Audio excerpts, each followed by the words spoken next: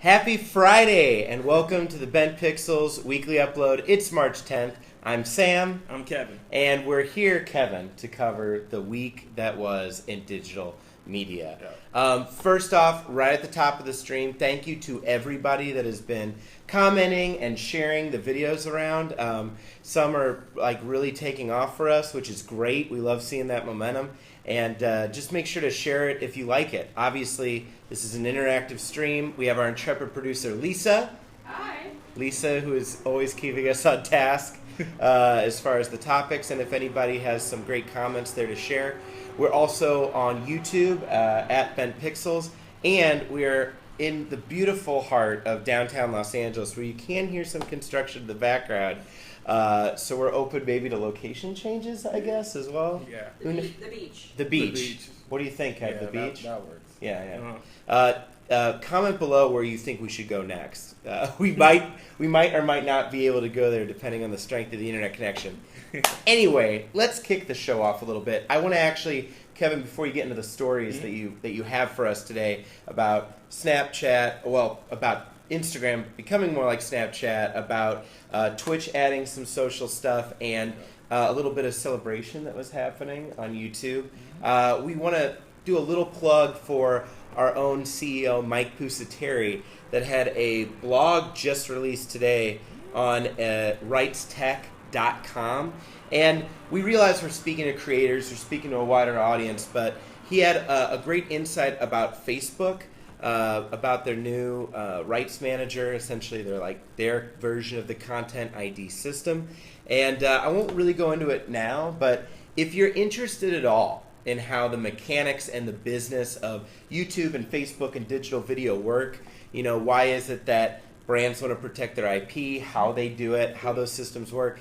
I mean, you want to talk about the future of the industry, that's really where companies like ours and others, they want to work in rights protection. So if you're looking to get into a job like what we do at Bent Pixels, this is actually a great article to read and get yourself educated.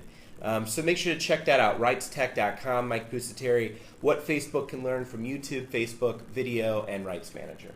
Okay, cool. Kevin, enough of that. What are we talking about this week? All right, on the top of the list of what we're talking about, celebrating inspirational women around the world. YouTube, we're celebrating women all around the world with their hashtag, Her Voice Is My Voice. Yeah. And that basically, they wanted to shout out all the great women in the world.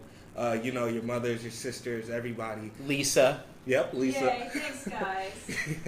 Because they do a lot for us, and they're wonderful. They've made great strides of doing everything. They created Her Voice, My Voice as a moment to celebrate and share the voice of inspirational women. Their videos, they have a video on their actual blog which features a lot of women like California Senator Kamala Harris, Issa Rae, even Francesca Ramsey from MTV's Decoded, just quite a few women. And YouTube, they also wanted that video they wanted people to basically share clips of why they love, women in their world, their mothers or their sisters or friends. What did they do to inspire them and things like that. Yeah. So it's really cool that they did that. On International Women's Day, I made sure to wear essentially an all-red bodysuit because I heard that red was the color you're supposed to wear to show your support. I think that it's great that we can use technology to spread really positive messages like this. A lot of times when you see things that are trending as far as things that are newsworthy or things that are just culturally of the moment, sometimes it's negative. Most of it tends to be a response and negativity. And International Women's Day has been around for a long time. I think because of the recent political happenings, there's been more marches, there's been more people showing up in groups to show their solidarity with others. And it's always just a great invitation. When you think about the amount of content, and I'm getting a little philosophical here, but when you think about the amount of content that's online and the different types of creators, it's really important to encourage so many different voices, coming at you. The way most people are going to experience different cultures, depending on where you live, is through the internet. It's through videos. So I think that spreading these stories and making it more acceptable and inclusive to try and get everybody to listen to one another is just a small part that digital video can play in promoting not just positivity, but also listening to why these things matter. Yeah. Women have to work harder to get recognition, regardless of race or age or gender. They have to work harder to just get recognized and be promoted. And so I think that it's important that we listen to that. It's not about just closing the wage gap. It's about closing like the understanding gap. We should be equals here. Lisa, we really appreciate what you do here for Ben Pixels. So Aw, in our hearts, great shout out. in our hearts, every day is Women's Day. Aw. Yeah. So, but you know, so support the women in your life, okay? Not just on International Women's Day or this week, but always, because they also constitute some of the most popular creators and great creative minds. They should be celebrated. Yep. That's awesome. Good. So tell us how you celebrated, you know, in the comments below. It's a good thing. Yeah. There's no need not to be positive. The second sort of story we have today is Instagram Stories launches geo stickers as its snap attack continues. Why do you laugh there? It's That funny was because good. just the way that they just get their names and puns and things like that. It's always funny. And this is from TechCrunch, so that's really funny that they made that sort of thing. But pretty much on March 7th, pretty much this week, Instagram launched their first geo stickers, which lets users add illustrations to their stories posts based on location. Okay. And the first places to have it is New York City and Jakarta, Indonesia. And they're the first to try out the features before everyone else, just sort of like a beta test, essentially. So explain to me a little bit how it works. So you can only get these stickers if you're actually in the locations that you're posting from? Yeah. Okay. Yeah. So it's a little bit like an ARG in a way, like, oh, you got to show up here else you won't get the super cool, I'm in Honolulu, or I'm in Jakarta. That's usually how it is. But what's notable with them is that these are sort of stickers that you can add on in place of the original geotag filters that they had before. Okay. So this is sort of, you can just add a little bit more kind of. It's a lot more customization and a lot of variation with it. Was this a feature that Snapchat had, and then now they're just doing their own version of it? Is that why we're I getting would the say snapback? it's slightly, yeah, but I think they built upon sort of that sort of layer, and they went a little bit more, just to be like, hey, you can customize it a little bit more, and just have your own sort of things and emotes and things. I'm wondering. Like, you know, we have such a great spread out kind of creator network or community, you know, on our own. Maybe we try and encourage these guys if they have Instagram accounts to like start posting those. So like if you are on Instagram, if you're in our community and you're watching this, you want to share your handle with everybody, put it in the comments, you know, so make sure that you share it around with everybody. That's pretty cool. That's a good update. Yeah. And then final story, Twitch appears to be adding some social tools, Kevin. Yeah. What's it called? Called Pulse? Yeah, a Pulse. Yeah. It's a great name. Just because... Tell me all about it. no, it's just really cool because it's always one of my favorite games. It's unrelated, Wipeout. They had a Pulse game, Wipeout. It's just always like that name of it. But anyway, with Twitch, Pulse is basically a Twitter-like social media initiative that they created, which lets it's pretty much easier for the creators and the viewers to sort of speak and comment and share things like photos, clips, emotes. So outside of the live chat, Yeah. essentially. Yeah. Okay. It's another thing that we're seeing where it's like, you know, they used to have a term for this on cable. It was called channel drift. It was the reason why TLC started as the network that was like showing footage of moon landings and like the actual science behind stuff, and then became like reality television and, you know, telling different stories, and it just became something else. But I feel like this is also what we're seeing with the different platforms, right? Like every single one now, even on like Facebook Messenger, like they have Snapchat-esque stuff. Instagram has the geotagging, like Snapchat. Twitch is trying to have more social tools. YouTube is having more social tools. I saw the other day, I was scrolling through my mobile. I'm subscribed to YouTube Red. I don't know if that makes a difference or not, what I'm seeing. But there was like a poll. It was like I saw video, and then one of the guys, it was just like a poll. Like, do you wear your pants at a certain hour a day? Like, it was this really weird question, right? Yeah. But it was in line with this guy's sense of humor. But I was like, is this what we should start expecting more and more of? You know, that like when we go to video platforms, we're not just seeing videos, we're seeing like polls and like Yeah. chatbacks and Yeah. different stuff. I'm seeing something where you might be seeing creators sort of testing their viewers and having little pop quiz things or like Who Wants to Be a Millionaire style things in polls. I think that's engagement, right? Yeah. Like, and I think that's why like polls seem to make more sense because like, I even see that on Facebook. If you see like those videos that are like, they'll have a live stream running, and it'll just be like little emojis beneath like different icons, like who's your favorite Harry Potter character or like favorite Dragon Ball Z character, and they'll have like grumpy face, smiley face, like, and they'll have the different emojis for those guys, and then all it is just, are you watching at this moment? Just jump in and just drop an icon, and then there's.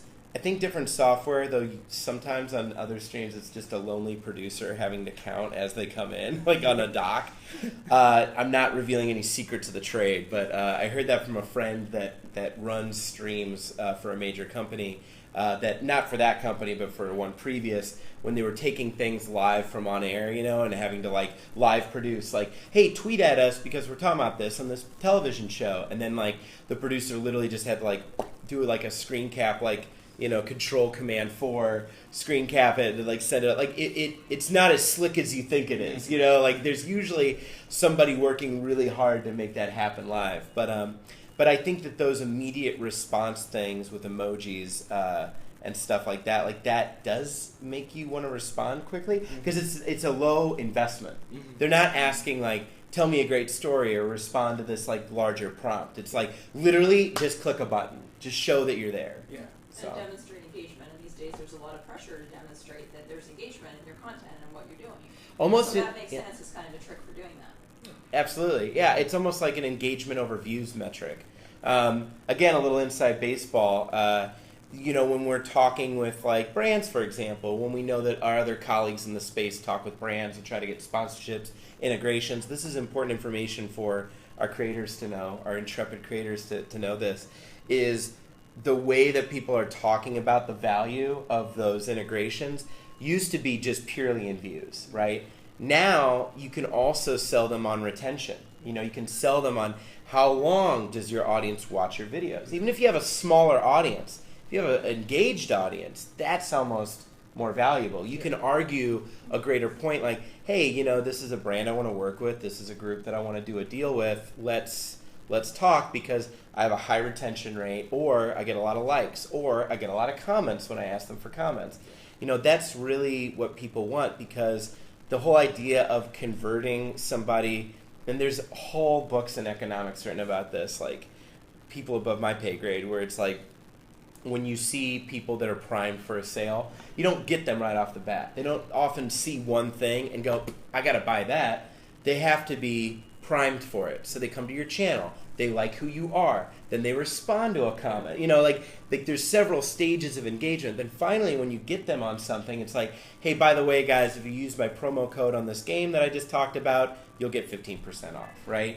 And if they're clear and upfront about, their disclosures and everything, it's all good, above board. But more likely, you're like, well, I followed this guy so long, like this sounds like a good deal, why not? And then you're supporting your creators. So. But you don't start that way. You don't just out the box like go, check it, I got this sponsorship integration. It's on the creator to develop that back and forth. Yeah, you have to build that trust. You have to pretty much you have to really build that trust with your audience and know who your audience is. You can't just be a music channel and then out of nowhere make a Captain America channel, because they're gonna be like, unless it's a Captain America music channel. You mean what would that be like? Like that should see like. No, so that would be great. No. Challenge. Yeah, challenge yourself. All right, that's our weekly creator challenge. Yeah. A comment from the viewing public. Great. Actually relates to me. It's from Jake, and he wants to know, when are we going to see Lisa? And the answer is, and Jake, you may know this if you've watched previous episodes, I prefer not to be seen, at least for a while. I prefer to have kind of a voice of God style presence, So not for a while, Jake. Lisa's a very critical character in our season arc, and if we reveal her too soon, then then it's wasted. It's like Lost. It's like Lost, I wish I could have a deeper cut, like in Lost, but I never watched that show. Oh, So- man. It's tough. What was the It's- program we were talking about like a few weeks ago? It's like, can you believe we're talking about television? Burn Notice or Suits? I think We it were was talking like about Suits, Super weren't we? Bowl. Yeah. Hey, look, characters welcome, guys. Yeah. I think that's the second time we. USA Network, seriously, talk to us. We will. We love your programming. Let's talk about a sponsorship or integration. Okay, so how are we doing on time, Lisa? Are we hitting our marks, or Yeah, we're good. All right. You guys gonna wrap up? are you feeling good about this, Kev? So It's great. it's a little bit of a lighter week this week, but I think it opens it up for a little bit more conversation, a little Yeah. more freestyle. So guys, stay up to date with what's happening in digital video. Obviously, all these things for social integration are happening and commenting. So let us know what you're actually using. I think I'd like to hear from our community about what other platforms besides their main platform being YouTube, like where else do you go? What else do you use? How do you use it? Do you like it? We want to try and get some more replies there. But otherwise, you can always contact us at this page in the comments section. You can reach me at CraveSam on Twitter. Kevin, where can they reach you? You can reach me on Instagram or Twitter at KTFRight or KTFright.